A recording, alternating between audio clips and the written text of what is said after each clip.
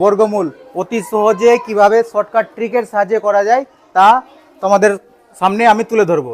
তাহলে বর্গমূল করতে গেলে প্রথমে 1 থেকে 9 এর স্কোয়ার জানতে হবে। 1 থেকে 9 এর স্কোয়ারের একক স্থানীয় অঙ্কগুলো জানতে হবে। যেমন 1 এর স্কোয়ার কত হয় 1, মানে 1 কে 1 দিয়ে গুণ করলে 1 আসবে।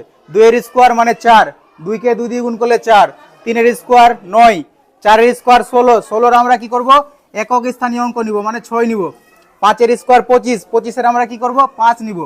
6 এর স্কোয়ার 36, 36 এর আমরা 6 নিব। 7 এর স্কোয়ার 49, 49 এর 9 নিব।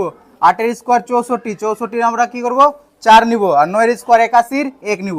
এবার আমরা দেখব কার কার ক্ষেত্রে কমন ফ্যাক্টর আছে। যেমন তাহলে 1 এর স্কোয়ারের মধ্যে আমাদের কি আছে 1 আছে, আর 9 এর স্কোয়ারের মধ্যে আমাদের 1 আছে, ঠিক আছে। আর কোথায় কোথায় ডবল কেস আছে, যেমন 4 এর স্কোয়ার, 4 এর স্কোয়ার মধ্যে কি আছে লাস্ট ডিজিট 6 আছে, আর আমাদের 6 এর স্কোয়ারের মধ্যে লাস্ট ডিজিট 6 আছে, ঠিক আছে। আর আর এবার আমরা উদাহরণে চলে যাব। একটা আমরা বর্গমূল বের করে দেখি আগে প্রথমে 2025, তাহলে বর্গমূল শর্টকাটে বের করব। তাহলে আমরা কি করব ডবল ডবল করে জোড়া নিয়ে নেব। এবার দেখব লাস্ট ডিজিটটা 1 থেকে 9 এর স্কোয়ারের মধ্যে কোথায় আছে, একমাত্র এখানে 5 এর স্কোয়ারের মধ্যে 5 আছে।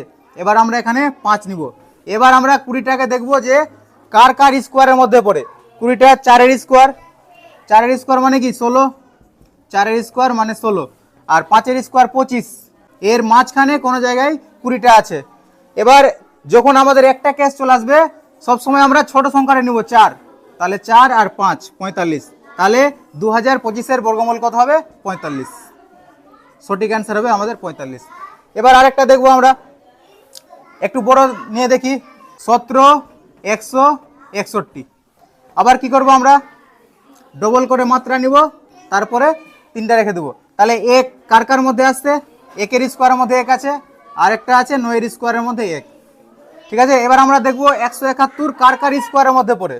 171 কার কার স্কোয়ারের মধ্যে পড়ে 13 এর স্কোয়ার, 13 এর স্কোয়ার কত হয় 169, আর 14 এর স্কোয়ার হয় 196, ঠিক আছে। তাহলে আমাদের বললাম কি প্রত্যেকটাতে ছোট সংখ্যাটা আসবে, মানে 13 চলে আসলো, 13 আসবে। এবার আমাদের এখানে ডবল কেস চলে এসছে, 1 হবে না 9 হবে আমরা কি করে বুঝবো। এবার দেখবো 171-এর কাছাকাছি কোনটা পড়ছে, 13 পড়ছে না 14 পড়ছে, কোনটা পড়বে 13 পড়বে, 169 2 ডিফারেন্স হচ্ছে। তাহলে আমাদের এখানে 51 এর মধ্যে যেটা ছোট আছে সেই সংখ্যাটা আসবে, মানে 1 আসবে। তাহলে 17 161-এর বর্গমূল কত হবে 131, আমাদের সঠিক অ্যান্সার। এভাবে প্রত্যেকটা বের